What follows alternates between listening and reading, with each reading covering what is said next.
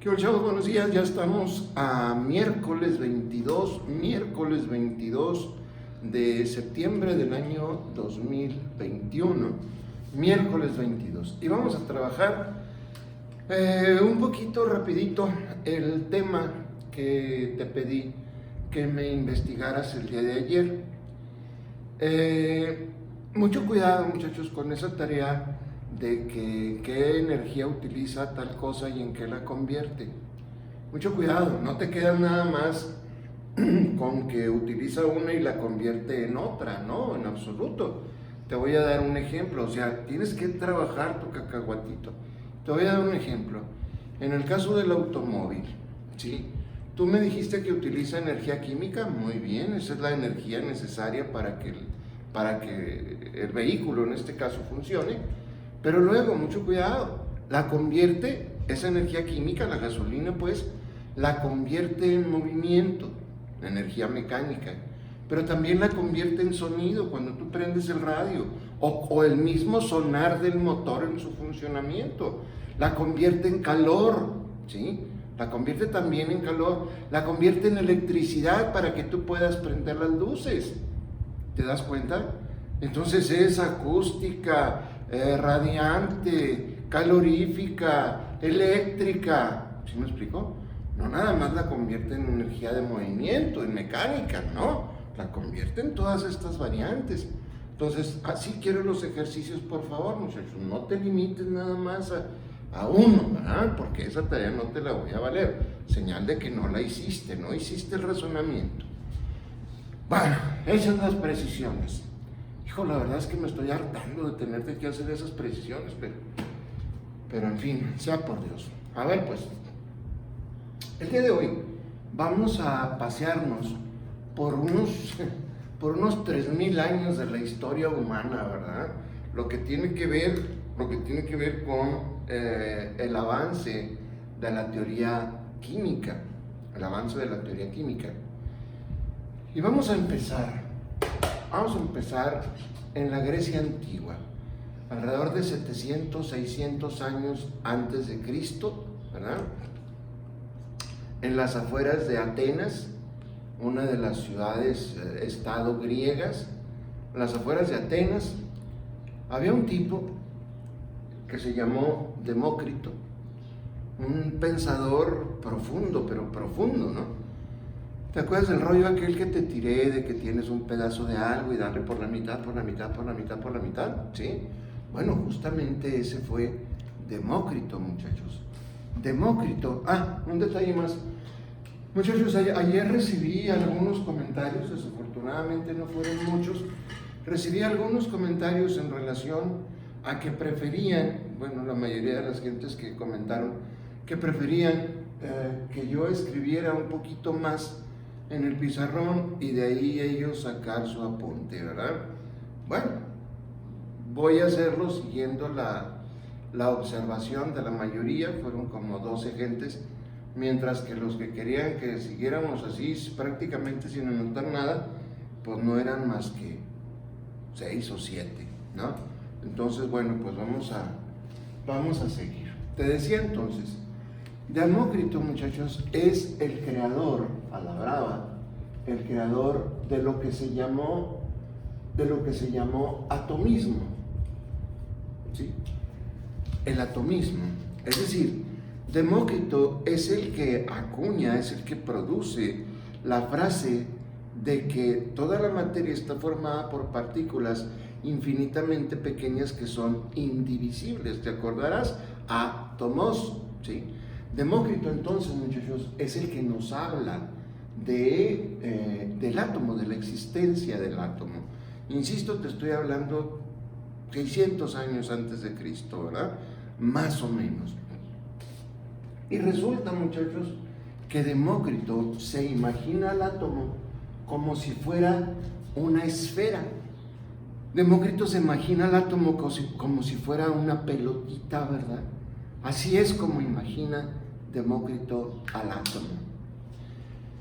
Pasa el tiempo y por allá del año 1700, si no me acuerdo, ¿sí? En Inglaterra aparece el señor John Dalton. Imagínate, Por cerca de 2000 y cacho de años, el concepto de átomo fue el mismo. Una pelotita infinitamente pequeña que no tenía división, ¿verdad? Tal y como lo concibió el señor Demócrito. Hasta que llega el señor Dalton, ¿sí? Y en base a su observación, Dalton dice, yo estoy de acuerdo con Demócrito, solo que, y nos señala algo semejante a esto. ¡Ah, hijo de su picnic! ¿Y eso qué demonios es? El señor Dalton nos dice, yo estoy de acuerdo con Demócrito. Los átomos son partículas infinitamente pequeñas e indivisibles. Y se las imaginó también como esferas, pero no todos son iguales. Sopas, perico. Hay unos átomos grandotes, otros más chiquitos. Tómala, coyote. Esa fue entonces la aportación del señor John Dalton. Dijo, sí, estoy de acuerdo con Demócrito, pero no todos los átomos son iguales. No todos los átomos pueden tener el mismo tamaño. Y el tipo lo imaginó así. ¿Sí? Entonces, ¿cuál fue la aportación que pudiéramos desarrollar del señor Dalton? Pues mira, yo creo que era esto, diferenciación de átomos. Es decir, este pelado es el que nos dice que no todos los átomos son iguales. Por eso, yo creo que con eso lo entienden, ¿no? Diferencia a los átomos. Muy bien. Y luego,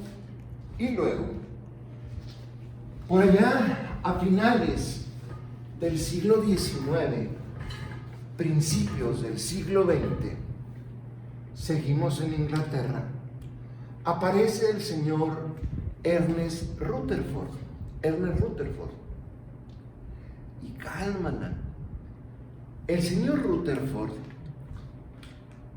nos dice que el átomo sí se divide. Ándale, pues no que era sin división, átomo. Acuérdate, te dije, el concepto sin división lo acuña Demócrito, pero en el tiempo y con la investigación, el señor Rutherford entiende que el átomo sí tiene divisiones. Y él demuestra, porque no nomás es decirlo, ¿verdad? Acuérdate que en la ciencia todo debe estar demostrado. Y entonces el tipo demuestra a través de matemáticas, a través de estudios profundos, ¿verdad? El tipo demuestra que existen unas partículas que tienen carga positiva que forman al átomo, ¿verdad? En otras palabras, es el que descubre y demuestra, insisto, la existencia del protón, ¿sí? Y entonces, fíjate esto, el señor Rutherford se imagina al átomo. Ayer te hablaba de pipitorias, ¿te acuerdas? Muchos cacahuatitos pegados, ¿sí? Bueno, hace cuenta que así justamente es como el señor Rutherford se imagina un núcleo atómico, así como si fuera un mueganito, una pipitoria, pues, ¿de acuerdo? Es decir, muchas cosas pegadas entre sí. Y a esas cosas, muchachos, el señor Rutherford dijo que tenían carga positiva, ¿de acuerdo? Y a esas cargas positivas les llamó protón, ¿verdad? Órale. Entonces, muchachos, ¿qué es lo que hace? ¿Qué es lo que hizo el señor Rutherford?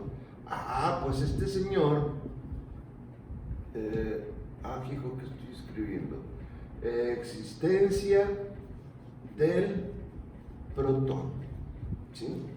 Así es como lo imagina el señor Rutherford el átomo, como un muégano, una pipitoria, ¿verdad? formada de pedacitos adheridos, de pedacitos unidos, y esos pedacitos con carga eléctrica positiva a los que llamó protón, ¿verdad? Eso es lo que hace el señor Rutherford, y ya estamos a principios de los 1900, finales de los 1800, principios de los 1900. Vamos a darnos una paseadita rápida de la pelotita sin chiste de la que nos habla Demócrito, ¿sí? A este mueganito del que nos habla el señor Rutherford, ¿verdad? Pero cálmala. Más o menos contemporáneo al señor Rutherford, pero ahora acá en América, en Estados Unidos, en San Luis en particular, existió el señor J.J. Thomson, ¿sí? Y el señor Thomson dice, sale, yo estoy de acuerdo con el señor Rutherford, pero, ahí te viene el pero. Dice, estoy de acuerdo en que son unos muéganos, aunque es una pipitoria, ¿verdad? En donde están las partículas positivas, ¿sí? A los que Rutherford llama protón. Sopas, perico. Pero resulta, muchachos, que adheridos, pegados a esas partículas positivas, hay unas partículas más pequeñas, ¿sí?, que tienen carga negativa, y se me antoja llamarle electrón. Toma, coyote. Sopas. Ahora sí, el átomo tenía división, puesto que tenía unas partículas que tenían su carga positiva, como nos indica el señor Rutherford, pero había otras partículas aparte que, según él, estaban unidas a las partículas de carga positiva, pero que éstas tenían carga eléctrica negativa, y las llamó electrón. Insisto, no nada más es aventarse en la fumada y decirlo, no, hay que comprobarlo, ¿sí? O por lo menos dejar la duda, ¿no? Que ya es mucho al nivel científico, ¿sí? Entonces, vamos a darnos otro raid, ¿verdad? De la pelotita sin chiste hasta esta pelotita formada de pelotitas con cosas adheridas que nos habló el señor J.J. Thomson, ¿sí? Bueno, pero resulta, muchachos, que ninguno de estos modelos atómicos, ninguno de esos, nos permitía saber qué y por qué pasa lo que pasa con la materia. Ninguno de ellos, ¿sí? Te generaba más dudas que respuestas, ¿no? O sea, ¿por qué si el átomo es así sucede tal cosa? ¿Por qué si el átomo es así sucede tal cosa? Entonces, como que no, ninguno cumplía las expectativas. Cuando por allá de los principios de los 1905 por allá, ya es siglo XX, ¿verdad? En Suecia aparece un tipo, el señor Niels Bohr, ¿sí? Tipo guapo, así como yo, tipo guapo, muy inteligente, con reconocimiento en toda Europa, ¿verdad?, por su calidad científica. Y nos platica una fumada, y empieza el señor Bohr, ¿no? A ver, yo estoy de acuerdo con estos. Sí existen los protones, sí existen los electrones. Ya para este entonces el señor Yeutat también ya había hablado de los neutrones, ¿no?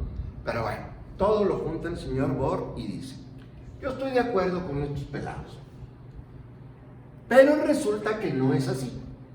Ándale pues. ¿Y entonces cómo es? Yo estoy de acuerdo que hay un núcleo Y ese núcleo está formado de partículas que son los protones y son los neutrones. El núcleo es el que tiene los protones y los neutrones, ¿sí? Algo así como dice el señor Rutherford.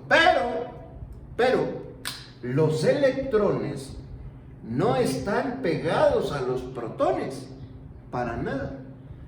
Resulta que los electrones van a estar girando en órbitas concéntricas alrededor del núcleo. Toma perico, toma perico. Y entonces nos muestra un modelo de átomo que se parece mucho a un pequeño sistema solar en miniatura. ¿Sí? Se parece mucho a un pequeño sistema solar, en miniatura, ¿verdad?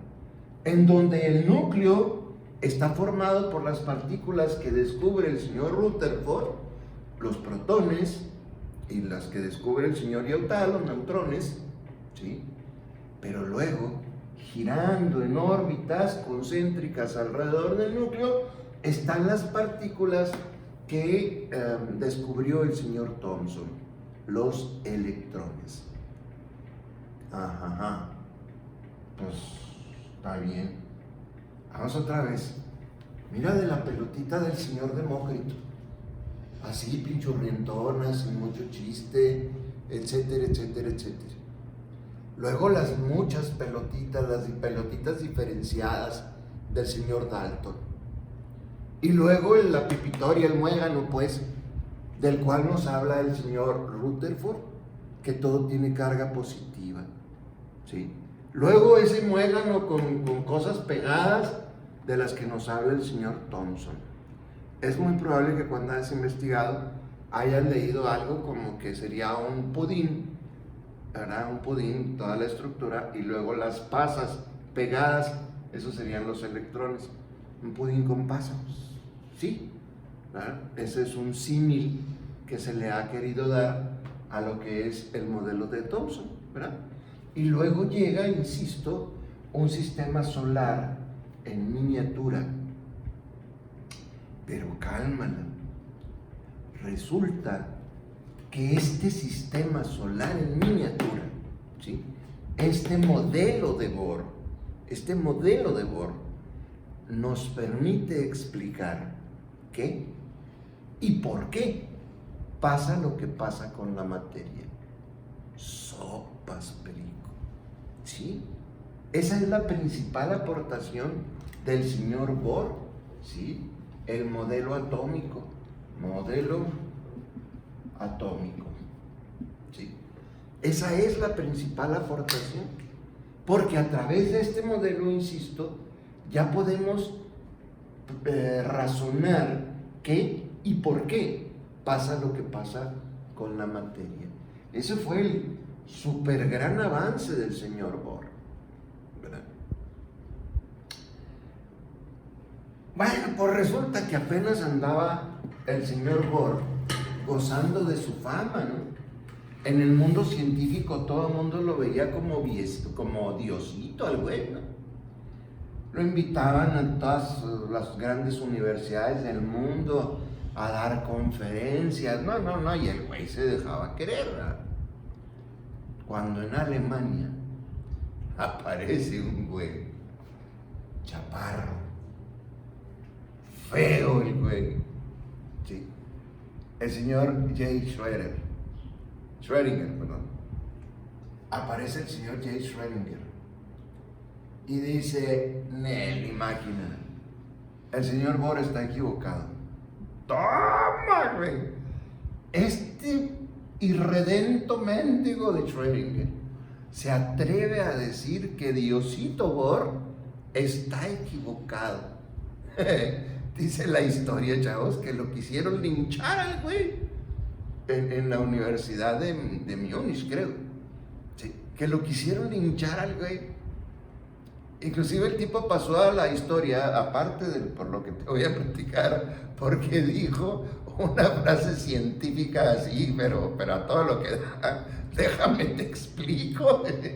O sea, le querían poner su madrina y el güey, espérate, pues ahorita me pegas, deja, primero te platico, ¿no? Y entonces, la historia consigna que ahí de donde estaban platicando, se lo llevaron al auditorio, ¿no? A ver, mendigo, platícanos por qué el señor Diosito Bor está equivocado, porque si no, aquí te carga el payaso, güey. Y entonces el vato, el señor Schweringer, sale con una que, ay, güey, sí, ya te la platico. Pero antes de que te vayas a sorprender con la que salió el señor Schweringer, te voy a decir que este principio de Schrödinger, el que te voy a comentar, es el que sigue rigiendo hasta nuestros días los principios de la química. Es decir, no ha habido nadie que le dé para atrás a los principios de Schrödinger. Esto está demostrado, sustentado en unas matemáticas, híjole, profundas. No te voy a presumir, yo no las entiendo, no las entiendo. Así que pues menos te las podría explicar, ¿no? No entiendo esas matemáticas. De hecho hay una ecuación que para los matemáticos es una especie de coco, ¿no? Que se llama la ecuación de Schrödinger, ¿verdad? Justamente. Yo nada más conozco a una sola persona que lo puede resolver. Es el hijo de un muy buen amigo, ¿verdad? Pero no, ese chavo es cosa aparte, ¿no? Bueno, el caso es que si estás viendo el video chava, saludos a ti, saludos a tu hijo. El caso es que el señor Schrödinger, muchachos, el señor Schrödinger es la base de toda la química moderna, fíjate. Esto sucedió por allá en 1920, ¿qué hubo? Sí. Y ya tiene 100 años que el principio químico lo rifa el señor J. Schrödinger, ¿sí? Y ahí te va. Está, hijo, está fumado, ¿no? Pero vamos a ver más adelante que es lógico hasta cierto punto. Y llega uno a entenderle bastante mejor de lo que te lo voy a platicar. A ver, ahí te va. Dice el señor Schrödinger, vamos a partir de un eje de coordenadas. El eje de las X, el eje de las Y. ¿De acuerdo? Vamos a ubicar en este eje de coordenadas, vamos a ubicar aquí en el origen a lo que sería el núcleo atómico. Es más, en este momento no me importa el núcleo, simplemente voy a marcar. Ahí está en el origen. ¿Sí? Pues bien. Resulta, muchachos, que los electrones no se mueven como decía el señor Bohr. No se mueven siguiendo órbitas. No se mueven así. Hijo de su repicnic. Entonces, ¿cómo se mueven, señor Schrödinger? Ahí te platico. El señor Schrödinger empieza planteando que hay algunas distancias, ¿sí?, con respecto al núcleo. Con eso es suficiente para lo que te quiero ejemplificar.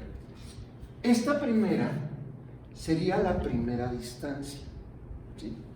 Esta la segunda distancia, esta la tercera distancia, hasta tener 7 distancias, 7 espacios con distancias distintas del núcleo, ¿sí? Nos dice el señor Schrödinger, en esta primera distancia, vamos a llamarlo de algún modo, los electrones se mueven así. Ay, profe, pues igual que nos dijo el señor Bohr. No, cuidado. El señor Bohr nos dice que son órbitas. Ojo con eso. El señor Schrödinger no nos dice eso. El señor Schrödinger nos dice que son pelotitas, que son nubes. Es decir, a esta distancia, pero para todas direcciones, ¿verdad? Y entonces los electrones se van a mover en esa primera distancia de forma esférica. No te imagines aquí un aro, imagínate una pelota, una esfera. ¿Sí? Habrás visto las caricaturas o las series del Flash, ¿no? Que ese güey corre tan a mayes que va dejando una estela, ¿sí? Así, y parece como si estuviera en todos lugares al mismo tiempo, de tan rápido que va. Bueno, pues imagínate al electroncito vestido de Flash, güey, de rojo, en un espacio infinitamente pequeño como es el espacio atómico, y moviéndose a las velocidades que se mueven los electrones. Pues sí, va a parecer como si estuviera en todos lados al mismo tiempo, ¿verdad? Pero formando una pelotita, porque así es como se mueve en ese primer espacio, ¿de acuerdo? Bien. Luego sigue diciendo el señor Schrödinger, sí, pero en el segundo espacio, se va a mover primero con una pelotita. Ah, güey, sí. Una pelotita que contiene a la otra pelotita, ¿sí? Más bien vamos a decir nubecita, ¿no? Una nubecita que contiene a la otra nubecita. Órale. Imagínate tener que abrir esta nube para poder ver esa otra, ¿sí? Pero también hay una pelota, ¿sí?, que a su vez tiene orejas, así como si fuera globo ahorcado. ¿Sí has visto los globos esos para hacer figuras? Que de repente los ahorcan y nos quedan así como orejitas. Imagínatelo así. Ándale, güey. Una bola que tiene orejas, que contiene a una bola, que contiene a otra. Órale, pinche viejo fumado, ¿no? Sí. Órale. Y apenas vamos en el segundo. Bueno, ¿y en el tercero? No, hombre, güey. En el tercero está más peor, dijo la niña. Hay una bola que contiene a la bola con orejas, que contiene a la bola, que contiene a la otra bola. Claro. Hay otra bola que contiene a la bola, pero esta tiene orejas así. Pero hay otra bola, que aparte de tener orejas así, tiene orejas así.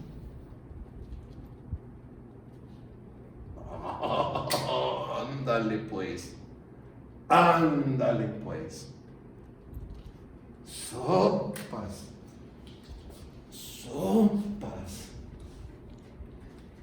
Con el señor Schrödinger, muchachos, surge la llamada teoría cuántica. Schrödinger nos habla de cuantos. Y cuánto, muchachos, quiere decir paquete, en griego creo. Cuántos quiere decir paquetes. Paquetes en griego, ¿sí? Es la teoría cuántica. Cada una de estas bolas de las que te hablaba es un paquete. ¿Un paquete de qué? Pues un paquete de energía. Y resulta que así de verlo, hijo, parece como si fuera un atomito punk, ¿verdad? ¿Sí? Pero vamos a ver en poquito tiempo que es perfectamente entendible. ¿Sí? Un ejercicio, híjole, sobresaliente del señor Schrödinger, ¿sí? Entonces, podemos decir que con el señor Niels Bohr, ¿sí?, termina la teoría atómica, ¿sí? Con el señor Bohr termina la teoría atómica, la teoría que origina el señor Demócrito, ¿verdad? Termina con el señor Bohr, y con el señor Schrödinger inicia lo que vamos a llamar la teoría cuántica. De hecho, muchachos, el día de mañana voy a necesitar la tabla periódica, es necesario que la tengas, y vamos a empezar a aprender, en primer lugar, el modelo de Bohr, ¿sí? ¿Por qué fue tan sobresaliente? Y el modelo de Bohr nos va a explicar un montón de cosas, es decir, vamos a empezar a meternos ya propiamente a la química. Una vez que terminemos el modelo de Bohr, pues nos vamos a aventar el modelo cuántico, el modelo de Schrödinger, ¿verdad? Y vamos a ver que es perfectamente entendible, ¿sí? El día de hoy te vas a quedar sin tarea, más que levantar tu apunte, buen apunte. No quiero mis garabatos nada más, muchachos. No quiero mis garabatos nada más. Porque, insisto, a lo mejor mis garabatos son suficientes para mí, pero no son suficientes para ti. Pero como eres la pereza con patas, ¿verdad? Afortunadamente no todos. Hay unas gentes verdaderamente brillantes. ¿Sí? Entonces te encargo, por favor. Te digo, hoy te vas a ir sin tarea, salvo levantar un buen apunte y conseguir tu tabla periódica para el día de mañana. Oigan, de eso sí no me mandaron avisos, ¿eh? Nadie me dijo en dónde vendían las tablas esas amarillas. Sí, nadie me dijo. Yo insisto que las he visto en Casa Mari, las he visto en Papelerama, las he visto en donde más. Hay una papelería en Soriana, sí, acá en Plaza Juárez, por allá donde están las botas y esas cosas, y sé que ahí la tienen también, pero bueno, pues quién sabe qué distancias les quede, ¿verdad? Así que si alguien sabe, mándeme mensaje por favor para poderlo publicar, para que la gente sepa en dónde puede conseguir ese material. Bien, entonces muchachos, por el día de hoy aquí le dejamos. Insisto, te vas sin tarea, porque mañana sí te voy a dejar tarea, y el viernes también, ¿sale? Acuérdate que mañana es jueves, mañana cerramos semana para términos de tareas, ¿sí?